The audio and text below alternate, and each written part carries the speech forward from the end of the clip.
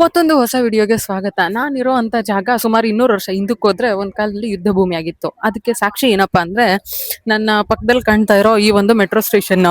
ಈ metro station ನ construction, ಈ ಮೆಟ್ರೋ ಸ್ಟೇಷನ್ ಇರೋದೇ ಅಂಡರ್ ಗ್ರೌಂಡ್ ಇಲ್ಲಿ. ಈ ಒಂದು ಕನ್ಸ್ಟ್ರಕ್ಷನ್ ಮಾಡೋ ಅಂತ ಟೈಮಲ್ಲಿ ಸಿಕ್ಕಂತ ಮದ್ದು ಗುಂಡುಗಳೇ ಸಾಕ್ಷಿ. ಇದು ಸುಮಾರು 200 ವರ್ಷ ಹಿಂದಕ್ಕೆ ಹೋದ್ರೆ ಆ ಟೈಮಲ್ಲಿ ಯುದ್ಧ ಭೂಮಿ ರಣರಂಗ ಆಗಿತ್ತು. ಯಾವ್ದಪ್ಪ ಆ ಪ್ಲೇಸ್ ಅಂತೀರಾ? ನೋಡಿ ತೋರಿಸ್ತೀನಿ. KR market metro station opposite ಇರೋ ಟಿಪ್ಪು ಸುಲ್ತಾನರ ಒಂದು ಅರಮನೆ. ಈ ಅರಮನೆ 200 ವರ್ಷ ಹಿಂದಕ್ಕೆ ಹೋದ್ರೆ ಗೈಸ್ ಯುದ್ಧ ಭೂಮಿ ಆಗಿತ್ತು. ಈ ಮೆಟ್ರೋ ಸ್ಟೇಷನ್ ಮಾಡುವಾಗ ಸಿಕ್ಕಂತಹ ಮದ್ದು ಗುಂಡುಗಳು, ಪಿರಂಗಿಗಳೇ ಸಾಕ್ಷಿ ಅಂತ ಎಲ್ಲ ಹೇಳ್ತಾರೆ. ಬನ್ನಿ ಒಳಗಡೆ ಹೋಗೋಣ. ಒಳಗಡೆ ಹೋಗೋದಕ್ಕೂ ಮುಂಚೆ ಆನ್ಲೈನ್ ಅಲ್ಲಿ ಎಲ್ಲ ಫಿಲ್ ಮಾಡ್ಬೇಕು, ಅಲ್ಲ ಆನ್ಲೈನ್ ಅಲ್ಲಿ ಪೇ ಮಾಡ್ಬೇಕು. ಮಾಡೋಣ, ಕರ್ಕೊಂಡ ಹೋಗ್ತೀನಿ. ನೋಡಿ ವಿಡಿಯೋನ ಎಂಡ್ವರೆಗೂ ನೋಡಿ. ಒಳಗಡೆ ಬರೋದಕ್ಕೂ ಮುಂಚೆ ಆನ್ಲೈನ್ ಅಲ್ಲಿ ಈ ಎಲ್ಲ ಫಿಲ್ ಮಾಡ್ಬೇಕು. ಇಲ್ಲಿಗೆ ಯಾರಾದ್ರೂ ಬರೋರ್ ಇದ್ರೆ ದಯಮಾಡಿ ಆಧಾರ್ ಕಾರ್ಡ್ ಅಥವಾ ವೋಟರ್ ಐಡಿನೋ ಏನಾದ್ರೂ ಒಂದು ಪ್ರೂಫ್ ಇಟ್ಕೊಂಬನ್ನಿ, ಯಾಕಂದ್ರೆ ಫಾರ್ಮ್ ನ ಫಿಲ್ ಅಪ್ ಮಾಡ್ಬೇಕು. Okay, explore Tipu Sultan palace guys.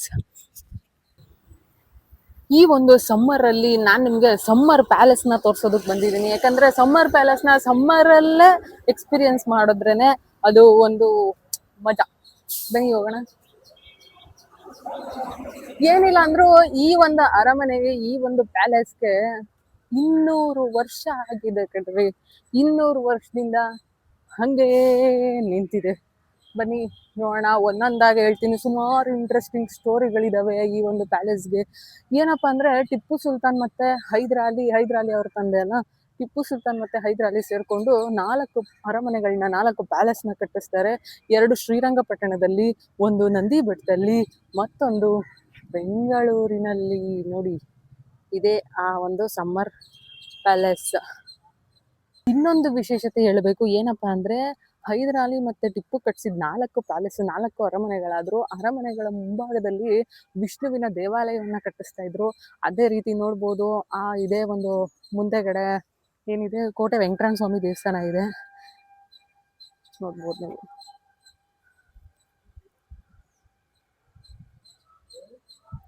Tipu Sultan ಮುಸಲ್ಮಾನ್ ಆದ್ರೂ ಕೂಡ ಅವರು ಧರ್ಮಗಳಿಗೆ ಬೆಲೆಯನ್ನ ಕೊಡ್ತಾ ಇದ್ರು ಅನ್ನೋದಕ್ಕೆ ಸಾಕ್ಷಿನ ತೋರಿಸ್ತೀನಿ ನೋಡಿ. ಈ ಅರಮನೆ 2 ಶೈಲಿಗಳಲ್ಲಿ ನಿರ್ಮಾಣವಾಗಿದೆ. ಇಂಡೋ ಮತ್ತು ಇಸ್ಲಾಮಿಕ್ ಶೈಲಿಯಲ್ಲೂ ಕೂಡ ಇದೆ, ನೋಡ್ಬೋದು ನೀವು.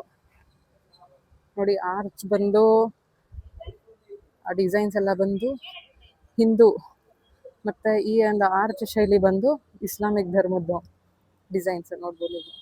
2 ಶೈಲಿಗಳಲ್ಲೂ ಕೂಡ ಈ ಒಂದು ಅರಮನೆಯನ್ನ ನಿರ್ಮಾಣ ಮಾಡಲಾಗಿದೆ. ನೋಡಿ ಫ್ರೆಂಡ್ಸ್, ಆರ್ಚ್ ಕಾಣ್ತಾ ಇದೆಯಲ್ಲ, ನೋಡಿ, ಇಂಡೋ ಮತ್ತು ಇಸ್ಲಾಮಿಕ್ 2 ಶೈಲಿಯಲ್ಲಿ ಇರೋದನ್ನು ನೀವು ಗಮನಿಸಬಹುದು.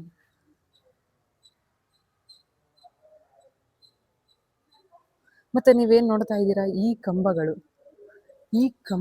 ಏನಿದಾವೆ, ಈ ಕಂಬಗಳು ಪೂರ್ಣ ಟೀಕ್ವುಡ್, ತೇಗದ ಮರದಿಂದ ಮಾಡಿರುವಂತ ಕಂಬಗಳು. 160 ಕಂಬಗಳಿರುವಂತಹ ಈ ಅರಮನೆ. ಈ ಕಂಬಗಳನ್ನ ಇಲ್ಲಿ ಹಾಕೋದಕ್ಕೂ ಮುಂಚೆ 1 ವರ್ಷಗಳ ಕಾಲ ಕಾವೇರಿ ನದಿ ನೀರಿನಲ್ಲಿ ನೆನೆಸಿಟ್ಟು ನಂತರ ಇಲ್ಲಿ ತಂದು ಹಾಕಿರೋದು. ನೀವೇನು ನೋಡ್ತಾ ಇದ್ದೀರಾ, 160 ಕಂಬಗಳಿರುವಂತೆ ಈ ಅರಮನೆಯ ಇನ್ನೊಂದು ವಿಶೇಷತೆ.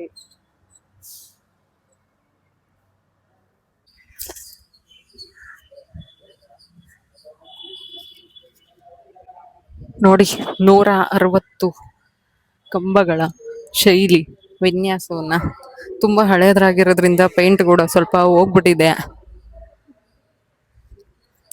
ಪರಿಪೂರ್ಣ ಟೀಕ್ವುಡ್ ಎಲ್ಲ ಟೀಕ್ವುಡ್ ಇಂದ ಮಾಡಿರೋದೆ. ತೇಗದ ಮರಗಳು 1 ವರ್ಷ ಕಾವೇರಿ ನೀರಲ್ಲಿಟ್ಟು ಆಮೇಲೆ ತಂದಿಲ್ಲಿ ಹಾಕಿರೋದು.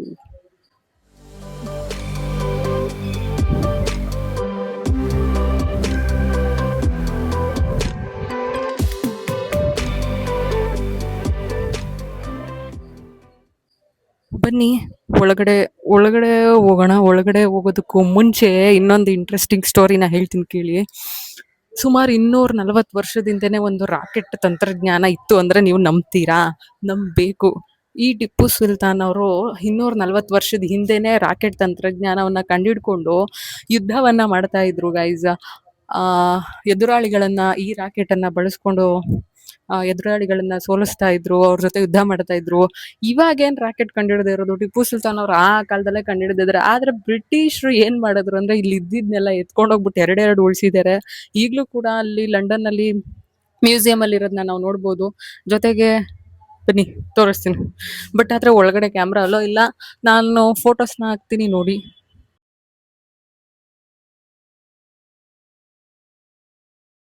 ಬನ್ನಿ.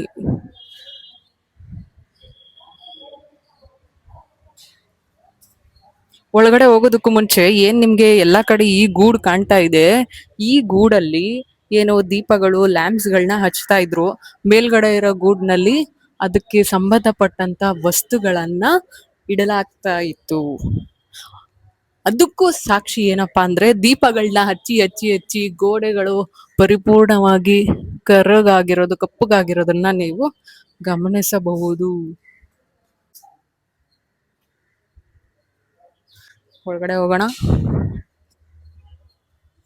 ಒಂದು ಮಿನಿ ಮ್ಯೂಸಿಯಂ ಅಂತಾನೆ ಹೇಳ್ಬೋದು. ಇಲ್ಲಿ ಮಿನಿ ಮ್ಯೂಸಿಯಮ್ಮೇ ಇದೆ ಇಲ್ಲಿ ಟಿಪ್ಪು ಸುಲ್ತಾನರ ರಿಲೇಟೆಡ್.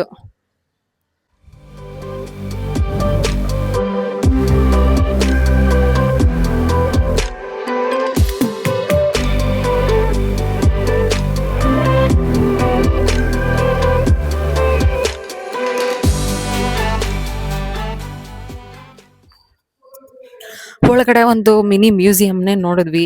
ಏನಪ್ಪಾ ಇತ್ತು, ಏನು ವಿಶೇಷತೆ ಅಲ್ಲಿ ಇತ್ತು ಅಂದ್ರೆ, ಒಂದು 2 ರಾಕೆಟ್ಗಳಿದ್ದು, ಅದನ್ನ ಸಾಧ್ಯವಾದಷ್ಟು ನಾನು ನಿಮ್ಗೆ ಫೋಟೋನ ಹಾಕ್ತೀನಿ. ಮತ್ತೆ ಅಂದ್ರೆ ಅದು 240 ವರ್ಷ ಹಳೆಯದು. ಆಗಿನ ಕಾಲದಲ್ಲಿ ಟಿಪ್ಪು ಸುಲ್ತಾನ್ ಅವರು ಏನು ರಾಕೆಟ್ ತಂತ್ರಜ್ಞಾನವನ್ನ ಕಂಡುಹಿಡಿದಿದ್ರು ಅನ್ನೋದಕ್ಕೆ ಇದೇ ಸಾಕ್ಷಿ. ಇದೇ ಮ್ಯೂಸಿಯಂ ಅಲ್ಲಿ 2 ಇದೆ. ಜೊತೆಗೆ ಇನ್ನೊಂದು ಹೇಳ್ಬೇಕು, ಟಿಪ್ಪು ಸುಲ್ತಾನ್ ಕುತ್ಕೊಳ್ಳೋದಕ್ಕೆ ಅಂದ್ಬಿಟ್ಟು ಮುತ್ತು ರತ್ನ ಹವಳ ಖಚಿತವಾದ ಒಂದು ಸಿಂಹಾಸನವನ್ನ ತಯಾರಿಸಿದ್ದನ್ನ ಒಂದು ಫೋಟೋವನ್ನ ಹಾಕಿದ್ರು. ಆದ್ರೆ ಟಿಪ್ಪು ಸುಲ್ತಾನ್ ಯಾವತ್ತೂ ಕೂಡ ಅದರಲ್ಲಿ ಕೂತ್ಕೊಳ್ಳಿಲ್ಲ. ಯಾಕಂದ್ರೆ ಅವ್ರಿಗೆ ಟಿಪ್ಪು ಸುಲ್ತಾನ್ ಅವರು ಬ್ರಿಟಿಷರನ್ನ ಸೋಲ್ಸೋವರೆಗೂ ನಾನು ಈ ಒಂದು ಆಸನದಲ್ಲಿ ಕುತ್ಕೊಳ್ಳಲ್ಲ ಅಂತ ಅವರು ಅಂತ ಒಂದು ಪ್ರತಿಜ್ಞೆಯನ್ನ ಮಾಡಿದ್ರು. ಜೊತೆಗೆ ಆ ಒಂದು ಸಿಂಹಾಸನವನ್ನ ಬ್ರಿಟಿಷರು ಎತ್ಕೊಂಡು ಹೋಗೋದಕ್ಕಾಗ್ದಲೇನೆ ಏನ್ ಮಾಡಿದ್ರಪ್ಪ ಅಂದ್ರೆ, ಎಲ್ಲವನ್ನು ಬಿಡಿ ಭಾಗಗಳಾಗಿ ಮಾಡಿ ಸಪ್ರೇಟ್ ಆಗಿ ಮಾಡಿ ತಗೊಂಡೋಗ್ತಾರೆ. ಅಲ್ಲೇ ಅನ್ಕೋಬಹುದು ಅದು ಇನ್ನೆಷ್ಟು ಕೆಜಿ ಇರಬಹುದು, ಹೆಂಗಿತ್ತು, ಎಷ್ಟು ದೊಡ್ಡದಾಗಿತ್ತು ಅಂತ. ಮತ್ತೆ ನೀವು ನೋಡ್ತಾ ಇರೋದು ಇವಾಗ ಪ್ಲೇಸು ಒಂದು ಹಿಂದಿನ ಭಾಗ, ಅರಮನೆಯ ಹಿಂದಿನ ಭಾಗ ನೋಡಿ. ಇಲ್ಲಿ ಬಂದವರೆಲ್ಲ ಈ ತರ ಹೆಸರುಗಳನ್ನ ಕೆತ್ತನೆ ಮಾಡಿ ಮಾಡಿ ಮಾಡಿ ಗೋಡೆಗಳನ್ನ ಹಾಳು ಮಾಡಿ ಅವರೇ ಜಕಣಾಚಾರಿ ಶಿಲ್ಪಿಗಳಾಗಿ ಈ ಒಂದು ಕಲೆಗಳನ್ನೇ ಹಾಳು ಮಾಡ್ಬಿಡ್ತಾರೆ. ದಯಮಾಡಿ ಯಾರು ಹಿಂಗೆ ಮಾಡೋದಕ್ಕೆ ಹೋಗ್ಬೇಡಿ.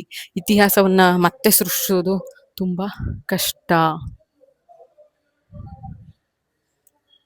ಮತ್ತೆ ಇದು ಅರಮನೆಯ ಹಿಂದಿನ ಭಾಗ ನೀವು ನೋಡ್ತಾ ಇರೋದು. ಅರಮನೆಯ ಹಿಂದಿನ ಭಾಗದಲ್ಲಿ ಮತ್ತೆ ಒಂದು ವಿಶೇಷತೆಯನ್ನ ತೋರಿಸ್ತೀನಿ ಬನ್ನಿ. ಏನಪ್ಪಾ ಅಂದ್ರೆ, ಟಿಪ್ಪು ಸುಲ್ತಾನ್ ಅವರು ಇಲ್ಲಿಗೆ ಬಂದಾಗ, ಇದು ಸಮ್ಮರ್ ಅಲ್ಲಿ ಇರೋದಕ್ಕೆ ಎಂತ ಇಟ್ಕೊಂಡಿದ್ದಿದ್ರಲ್ಲ ಪ್ಯಾಲೇಸು, ಇಲ್ಲಿ ಅವರು ಪ್ರಾಣಿಗಳ ಜೊತೆ ಬಂದಾಗ ಅಥವಾ ಕುದುರೆ ಜೊತೆ ಬಂದಾಗ ಎಲ್ಲಪ್ಪ ಕಟ್ಟಾಗ್ತಾ ಇದ್ರು ಅಂದ್ರೆ, ನನ್ನ ಹಿಂದೆ ನೋಡ್ಬೋದು ಒಂದು ಮಿನಿ ತೊಟ್ಟಿನೇ ಇದೆ. ಇದು ಪ್ರಾಣಿಗಳಿಗೆ ನೀರು ಕುಡಿಸ್ಲಿಕ್ಕೆ ಅಂತ ಮಾಡಿದ್ದಂತ ಒಂದು ತೊಟ್ಟಿ. ನೀವು ನೋಡ್ತಾ ಇರೋದು ಅರಮನೆಯ ಹಿಂಭಾಗ. ಜೊತೆಗೆ ಆ ಪ್ರಾಣಿಗಳನ್ನ ಎಲ್ಲಿ ಕಟ್ಟಾಕ್ತಾ ಇದ್ರು ಅಂದ್ರೆ, ನೋಡ್ಬೋದು ಇಲ್ಲಿ ಏನು ಲಿಂಕ್ ಕಾಣ್ತಾ ಇದೆ ಕೊಂಡಿ, ಇಲ್ಲಿ ಪ್ರಾಣಿಗಳನ್ನ ಕಟ್ಟಾಕ್ತಾ ಇದ್ರು. ಜೊತೆಗೆ ಈ ಒಂದು ತೊಟ್ಟಿನಲ್ಲಿ ಪ್ರಾಣಿಗಳಿಗೆ ನೀರನ್ನ ಕುಡಿಸ್ಲಿಕ್ಕೆ ಬಳಸ್ತಾ ಇದ್ರು. ಬನ್ನಿ, ಟಿಪ್ಪು ಸುಲ್ತಾನ್ ಬಂದಾಗ ಎಲ್ಲಿ ದರ್ಬಾರ್ ಮಾಡ್ತಾ ಇದ್ರು ಅಂದ್ರೆ, ದರ್ಬಾರ್ ಹಾಲ್ ಕರ್ಕೊಂಡು ಹೋಗ್ತೀನಿ. ದರ್ಬಾರ್ ಹಾಲು ಬೇರೆ ಯಾವುದು ಅಲ್ಲ, ಎಂಟ್ರೆನ್ಸ್ ಅಲ್ಲಿ ಬಂದ್ವಲ್ಲ ಅದೇ ದರ್ಬಾರ್ ಹಾಲ್. ದರ್ಬಾರ್ನಲ್ಲಿ ಏನು ಅವ್ರ ಮನೆ ಹೆಂಗಸರಿಗೆ ಪ್ರವೇಶ ಇರ್ತಾ ಇರ್ಲಿಲ್ವಲ್ಲ, ಅವಾಗ ಏನ್ ಮಾಡ್ತಾ ಇದ್ರು ಅಂದ್ರೆ, ಆ ಹೆಂಗಸರು ಈ ಹಿಂದಿನ ಭಾಗದಲ್ಲಿ ನೀವು ನೋಡ್ತಾ ಇದ್ರಲ್ಲ, ಇಲ್ಲಿ ಓಡಾಡ್ತಾ ಇದ್ರು, ಇಲ್ಲಿ ಇರ್ತಾ ಇದ್ರು. ಈ ಮನೆಯ ಹೆಂಗಸರು, ಟಿಪ್ಪು ಸುಲ್ತಾನ್ ಮನೆಯ ಹೆಂಗಸರು, ಅವ್ರ ತಾಯಿ ಆಗಿರ್ಬೋದು, ಅವ್ರ ಹೆಂಡತಿರಾಗಿರ್ಬೋದು, ಅವ್ರ ಹೆಣ್ಮಕ್ಕಳಾಗಿರ್ಬೋದು, ಇಲ್ಲಿ ಓಡಾಡ್ತಾ ಇದ್ರು, ದರ್ಬಾರ್ ಮಾಡ್ತಾ ಇದ್ದಿದ್ದೆ. ನೀವು ಸ್ಟಾರ್ಟಿಂಗ್ ನೋಡಿದ್ವಲ್ಲ ಎಂಟ್ರೆನ್ಸ್, ಇದೇ ಒಂದು ಟಿಪ್ಪು ಸುಲ್ತಾನರ ದರ್ಬಾರ್ ಹಾಲ್. ದರ್ಬಾರ್ ಹಾಲ್ ಅಥವಾ ಮೀಟಿಂಗ್ ಹಾಲ್ ಅಂತಲೂ ಕೂಡ ಇದನ್ನ ಕರಿಬಹುದು. ಇಲ್ಲಿ ಕೆಳಗಡೆ ಜನಗಳು, ಪ್ರಜೆಗಳು ಅಥವಾ ಯಾರ್ಯಾರು ಅವ್ರಿಗೆ ಆರ್ಡರನ್ನು ಪಾಸ್ ಮಾಡಬೇಕಿತ್ತು ಅವರೆಲ್ಲ ಇಲ್ಲಿ ಕೂತ್ಕೊಳ್ತಾ ಇದ್ರೆ, ಟಿಪ್ಪು ಸುಲ್ತಾನ್ ಮತ್ತೆ ಹೈದರಾಲಿ ನೀವೇನು ಫ್ರಂಟಲ್ಲಿ ನೋಡ್ತಾ ಇದ್ದೀರ ಜಾಗ, ಇಲ್ಲಿ ಈ ಜಾಗದಲ್ಲಿ ಕೂತ್ಕೊಳ್ತಾ ಇದ್ರು. ಮತ್ತೆ ಅವರ ರೈಟ್ ಸೈಡು ಲೆಫ್ಟ್ ಸೈಡಲ್ಲಿ ಸಂಬಂಧಪಟ್ಟಂತ ಮಂತ್ರಿಗಳಾಗಿರ್ಬೋದು ಅಥವಾ ಸಲಹೆಗಾರರಾಗಿರ್ಬೋದು ಕೂತ್ಕೊಳ್ತಾ ಇದ್ರು ಗೈಸ್. ಬನ್ನಿ ಮೇಲ್ಗಡೆ ಹೋಗೋಣ. ಮೇಲ್ಗಡೆ ಒಂದು ವ್ಯೂನ ತೋರಿಸ್ತೀನಿ.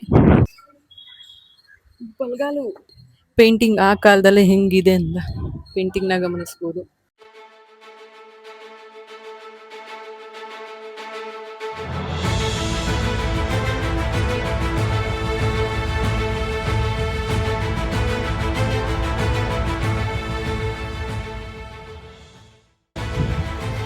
ಇಲ್ಲಿಂದ ಆರ್ಡರ್ ಏನಾದರೂ ಪಾಸ್ ಆದಾಗ ಅಥವಾ ಏನಾದರೂ ಶಿಕ್ಷೆ ಕೊಡೋದಿದ್ರೆ ಅಂಥವ್ರಿಗೆಲ್ಲ ಇಲ್ಲಿಂದ ಆರ್ಡರ್ ಪಾಸ್ ಆಗ್ತಾ ಇತ್ತು.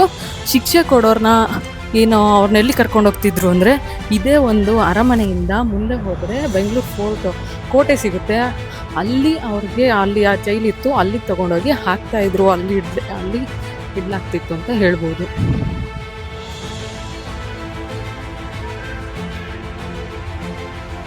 ಬೇಸಿಗೆ ಅರಮನೆ ಅಂತ ಸುಮ್ಮನೆ ಹೇಳಲ್ಲ, ಇಲ್ಲಿಗೆ ಬಂದಮೇಲೆ ಗೊತ್ತಾಗ್ತಾ ಇದೆ ಎಷ್ಟು ತಂಪಾಗಿ ತಣ್ಣಗೆ ಇದೆ ಅಂತ.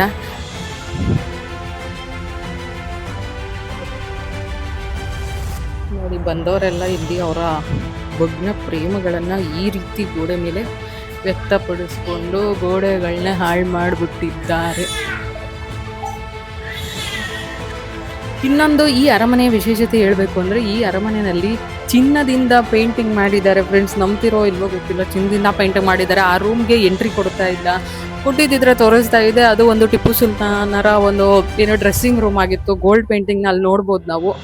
ಬಟ್ ಇಲ್ಲಿರೋ ಪೇಂಟಿಂಗ್ ಆಲ್ರೆಡಿ ಸ್ವಲ್ಪ ಹೊರಟೋಗ್ಬಿಟ್ಟಿದೆ, ಸ್ವಲ್ಪ ಪೂರ್ತಿ ನೋಡ್ಬೋದು. ಇದು ಬ್ಯಾಕ್ ಸೈಡ್ ಹೇಳಿದ್ನಲ್ಲ, ಬ್ಯಾಕ್ ಸೈಡ್ ವ್ಯೂ ನೋಡಿ. ಫಾರಿನರ್ಸ್ ಎಲ್ಲ ಬಂದಿದ್ದಾರೆ, ಫಾರಿನರ್ಸ್ ಎಲ್ಲ ಇಲ್ಲಿ ವಿಸಿಟ್ ಕೊಡ್ತಾ ಇದ್ದಾರೆ.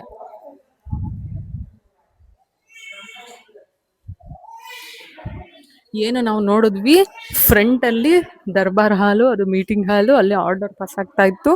ಮತ್ತು ಮಧ್ಯದಲ್ಲಿ ಬಂದರೆ ಇವರು ಇಲ್ಲಿ ಕೂತ್ಕೊಳ್ತಿದ್ದಂಥ ಜಾಗ. ಮತ್ತು ಹಿಂದಿನ ಬ್ಯಾಕ್ ಸೈಡ್ ವ್ಯೂ ಬಂದು ಏನಂದರೆ, ಇವ್ರ ಮನೆ ಹೆಣ್ಮಕ್ಳಿಗೆ ಒಳಗಡೆ ಏನು ಅಲೋ ಇರ್ತಾ ಇರಲಿಲ್ಲ. ಅವರು ಬಂದು ಹಿಂದೆ ಜಾಗದಲ್ಲಿ ಓಡಾಡ್ತಾ ಇದ್ರು. ಮೀಟಿಂಗಲ್ಲಿ ಅಲೋ ಇರ್ತಾ ಇರಲಿಲ್ಲ, ಅವಾಗ ಅವ್ರಿಗೆ ನಿಷಿದ್ಧ ಇತ್ತು. ಅವರು ಇಲ್ಲಿ ಓಡಾಡ್ತಾ ಇದ್ದು. ಮತ್ತು ಹಿಂದಿನ ಭಾಗದಲ್ಲಿ ಪ್ರಾಣಿಗಳನ್ನ ಕಟ್ಟಾಕ್ತಾ ಇದ್ರು. ನೋಡ್ರಿ, ಇದೇ ಟಾಪ್ ವ್ಯೂ, ಫಸ್ಟ್ ಫ್ಲೋರ್.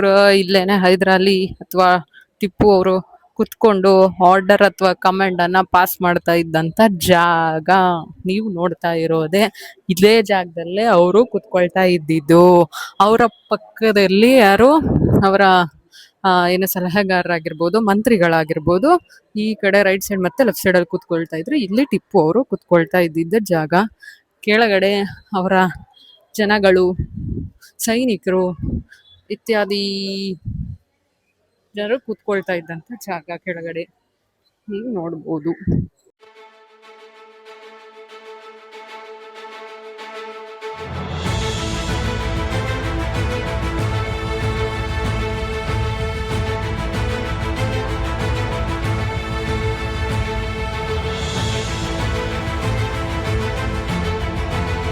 ನಾನು ನೋಡಿದಂಗೆ ಒಂದು ಗೋಡೆಗಳನ್ನ ಬಿಟ್ಟಿಲ್ಲ ದೇವ್ರೆ, ಎಲ್ಲ ಗೋಡೆಗಳನ್ನ ಕೆತ್ತನೆ ಮಾಡಾಕ್ಬಿಟ್ಟಿದ್ದಾರೆ.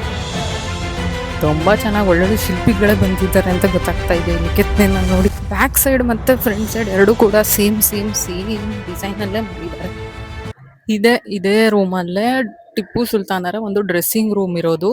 ಅದರ ಒಳಗಡೆ ಎಂಟ್ರಿನ ಕೊಡ್ತಾ ಇಲ್ಲ, ಫುಲ್ ಗೋಲ್ಡ್ ಪೇಂಟಿಂಗಲ್ಲಿ ಮಾಡಿದ್ದಾರೆ. ಅದನ್ನು ತೋರಿಸ್ಬೇಕಿತ್ತು, ಬಟ್ ನೋ ಎಂಟ್ರಿ ಅಂತ ಹೇಳ್ತಾ ಇದ್ದಾರೆ. ನೋಡಿ, ಸಮ್ಮರ್ ಪ್ಯಾಲೇಸ್ನಲ್ಲಿ ಸಮ್ಮರಲ್ಲಿ ಸಮ್ಮರ್ ಪ್ಯಾಲೇಸ್ನ ನೋಡೋದಕ್ಕೆ ಎಷ್ಟು ಜನ ಬರ್ತಾ ಇದ್ದಾರೆ ಅಂತ. ಈಗ ತಾನೇ ಇಲ್ಲಿ ಒಬ್ರು ಸರ್ ಸಿಕ್ಕಿದ್ರು. ತುಂಬಾ ಅಂದ್ರೆ ತುಂಬಾ ಚೆನ್ನಾಗಿ ಮಾತಾಡಿದ್ರು. ತುಂಬಾ ಎಲ್ಲ ಸುಮಾರು ಇನ್ಫಾರ್ಮೇಶನ್ ಕೊಟ್ಟಿದ್ರು ಅವರು. ಸುಮಾರು ವರ್ಷದಿಂದ 33 ವರ್ಷದಿಂದ ಇಲ್ಲಿ ಗೈಡ್ ಆಗಿ ಕೆಲಸ ಮಾಡ್ತಾ ಇದಾರಂತೆ. All over ಕರ್ನಾಟಕನ ಸುತ್ತಿದ್ದಾರೆ. ಅಂತವ್ರ ಕಡೆಯಿಂದ ನಾನು ಸುಮಾರು ಇನ್ಫಾರ್ಮೇಶನ್ ತಿಳ್ಕೊಂಡಿದ್ದೀನಿ. ನೋಡಿ ಅಲ್ಲಿ ಹೋಗ್ತಾ ಇದ್ದಾರೆ ವೈಟ್ ಕಲರ್ ಡ್ರೆಸ್. ಅವ್ರು ಸದ್ಯಕ್ಕೆ ಇರ್ಲೆ ಅಂತ ವರ್ಕ್ ಮಾಡ್ತಾ ಇರೋದು. ಏನೋ ನೀವು ಈ ಪ್ಯಾಲೇಸ್ ನ ನೋಡ್ತಾ ಇರ್ಬೋದು. ಟಿಪ್ಪು ಸುಲ್ತಾನ್ ಸಮ್ಮರ್ ಪ್ಯಾಲೇಸ್ ಅಂತ ಕರಿತೀವಿ. ಈ ಪ್ಯಾಲೇಸ್ ಸದ್ಯಕ್ಕೆ ಇವಾಗ ASI ಅವರು ಟೇಕ್ ಓವರ್ ಮಾಡಿದ್ದಾರೆ. ಭಾರತೀಯ ಪುರಾತತ್ವ ಇಲಾಖೆಯವರು ಇದನ್ನ ಒಂದು ಮೇಂಟೆನೆನ್ಸ್ ಮಾಡ್ತಾ ಇದ್ದಾರೆ. ಟಿಪ್ಪು ಸುಲ್ತಾನ್ ಏನು ಆಂಗ್ಲೋ ಮೈಸೂರು ಯುದ್ಧದಲ್ಲಿ ಅವರು ಡೆತ್ ಆಗ್ತಾರೆ. ಅದ್ರ ನಂತರ ಬಂದವರ ಇಲ್ಲಿ ಬ್ರಿಟಿಷರು ಇಲ್ಲಿ ಏನೋ ಅಟ್ಟಾರಿ ಕಚೇರಿ ಅಂತ ಕರಿತೀವಿ, ಈಗಿನ ಹೈಕೋರ್ಟ್ಗೆ ಹೋಗೋದಕ್ಕೂ ಮುಂಚೆ ಸುಮಾರು ವರ್ಷಗಳ ಕಾಲ ಅವರ ಕೆಲಸಕ್ಕೆ ಈ ಒಂದು ಪ್ಯಾಲೇಸ್ ಅನ್ನ ಅವರು ಯೂಸ್ ಮಾಡ್ಕೊಂಡಿರ್ತಾರೆ. ಅವರ ಕಾರ್ಯಾಚರಣೆಗಳು ಇಲ್ಲೇ ನಡೆದಿದ್ದು. ಇವಾಗ ನೋಡ್ಬೋದು ಇಲ್ಲಿ ಒಂದು ಇಂಡಿಯನ್ ಫ್ಲಾಗ್ ಹಾರ್ತಾ ಇರೋದನ್ನ ನೀವು ನೋಡ್ತಾ ಇದ್ದೀರಾ. ಏನಕ್ಕೆ ಹಾಕಿದ್ದಾರೆ ಅಂದ್ರೆ ASI ಅವ್ರು ಹಾಕಿರೋದು. ಸೊ ಸೆಂಟ್ರಲ್ ಗೌರ್ಮೆಂಟ್ಗೆ ಯಾವುದೇ ಒಂದು ಬಿಲ್ಡಿಂಗ್ ಸೇರಿರುತ್ತಾ, ಯಾವ್ದಾವ್ದು ಬಿಲ್ಡಿಂಗ್ ಸೇರಿರುತ್ತೋ ಅಥವಾ ಯಾವ್ದಾವ್ದು ಪ್ರಾಪರ್ಟಿ ಸೇರಿರುತ್ತೋ ಅಲ್ಲೆಲ್ಲ ಈ ಒಂದು ಏನೋ ಇಂಡಿಯನ್ ಫ್ಲಾಗ್ ಅನ್ನ ನೀವು ನೋಡ್ಬೋದು ಗೈಸ್.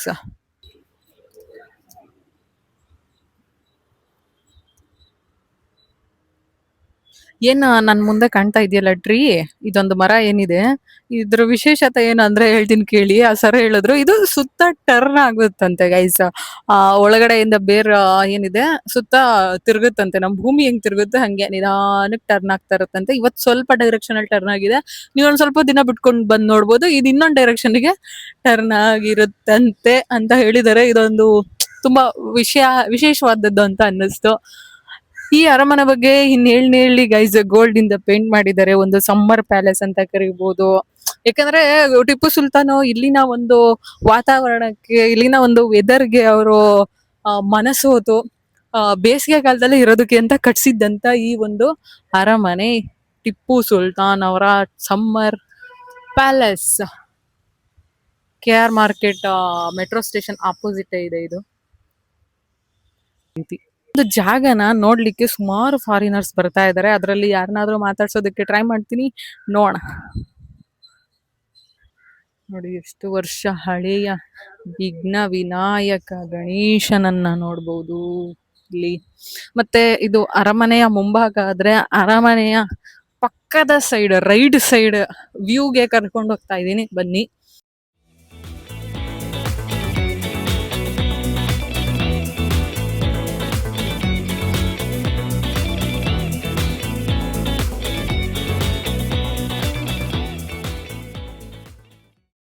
ನಾನು ಆ ಸರ್ನ ಕೇಳಿದೆ, ಏನಕ್ಕೆ ಸರ್ ಇದಕ್ಕೆ ಪೇಂಟಿಂಗ್ ಮಾಡಿಸಿಲ್ಲ ಅಂತ ಎಲ್ಲ ಕೇಳಿದಕ್ಕೆ ಅವ್ರು ಹೇಳಿದ್ರು, ಪೇಂಟ್ ಮಾಡಿಸ್ಬಿಟ್ರೆ ಒಂದು ಹಳೇದು ಅನ್ನೋದು ಗೊತ್ತಾಗಲ್ಲ, ಎಲ್ಲ ಹೊಸದು ಅನ್ನೋದು ಆಗ್ಬಿಡುತ್ತೆ ಅಂತೆಲ್ಲ ಪೇಂಟ್ ಮಾಡಿಸಿಲ್ವಂತೆ ಅಂತ ಹೇಳಿದ್ದಾರೆ.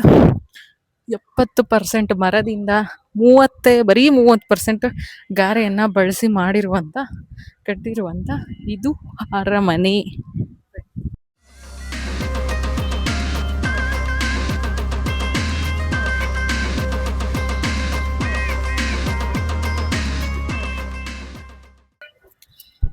ಮತ್ತೆ ಇನ್ನೊಂದು ಇಂಟ್ರೆಸ್ಟಿಂಗ್ ವಿಷಯನ ಹೇಳಬೇಕು. ಏನಪ್ಪಾ ಅಂದ್ರೆ ಏನು ಟಿಪ್ಪು ಸುಲ್ತಾನ್ ಯುದ್ಧದಲ್ಲಿ ಸೋತಾಗ ಬ್ರಿಟಿಷರಿಗೆ ಅವನು ಪರಿಹಾರವಾಗಿ 3,30,000 ರೂಪಾಯಿನ ಕೊಡ್ಬೇಕಾಗಿರುತ್ತೆ. ಆದ್ರೆ ಅಂತ ಟೈಮಲ್ಲಿ ಟಿಪ್ಪು ಸುಲ್ತಾನು ಕೊಡೋ ಪರಿಸ್ಥಿತಿನಲ್ಲಿ ಇರಲ್ಲ.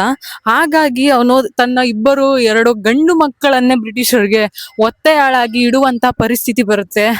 ಯಾರು ತಾನೇ ತನ್ನ ಮಕ್ಕಳನ್ನೇ ಕೊಡ್ತಾರೆ ಹೇಳಿ ನೋಡೋಣ? ಅಂತ ಒಂದು ಮಹಾನ್ ತ್ಯಾಗವನ್ನ ಟಿಪ್ಪು ಸುಲ್ತಾನ್ ಮಾಡಿರ್ತಾರೆ. ಇವಾಗ ನೀವು ನೋಡ್ತಾ ಇರೋದು ಅರಮನೆಯ ಎಡಭಾಗ ಲೆಫ್ಟ್ ಸೈಡ್ ನಲ್ಲಿ ಇರುವಂತ ಒಂದು ವ್ಯೂ ಹೆಂಗಿದೆ. ಪಕ್ಕದಲ್ಲೇ ಕೋಟೆ ವೆಂಕಟರಮಣ ಸ್ವಾಮಿ ದೇವಸ್ಥಾನನೂ ಕೂಡ ಇದೆ. ಬರ್ತಾ ಇದ್ದಾರೆ ಫಾರಿನರು, ಮಾತಾಡ್ಸೋದಕ್ಕೆ ಟ್ರೈ ಮಾಡ್ತೀನಿ ಫಸ್ಟ್ ಟೈಮು, ನೋಡೋಣ.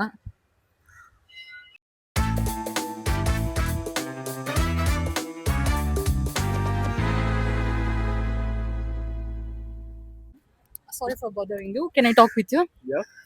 Where are you from? Switzerland. Switzerland. Okay. When did you come to Karnataka? I arrived here in Bangalore on Friday. Friday you Yes. came. Okay. Which places are you interested for visit? Here in Bangalore. Yeah. I don't know.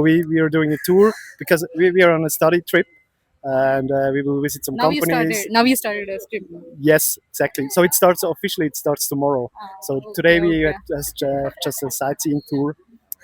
Yeah. How did you feel about our history, Karnataka people? I haven't met much, but it's nice, and all the people are nice. So I came 2 weeks ago. I arrived in India, so in Mumbai, and I traveled a bit. And India is a really nice country, and all the peoples are really nice and helpful Okay. and friendly. So I really like it here in India. Okay. Which food you like in Karnataka? For breakfast, I always like the dosa. Dosa. It's really nice. Rava idli and dosa is famous in our Karnataka, you Yeah. know?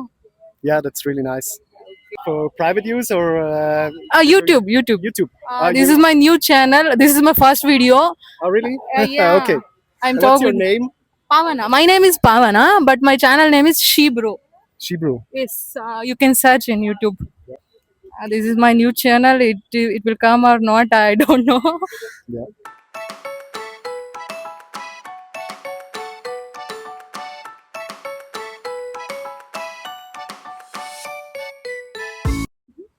This one. This one. Yeah, this one. Hey, thank you. Click on all. You can click. Hmm? Click on bell icon. All bell icon. I think I already did. Yeah. This one.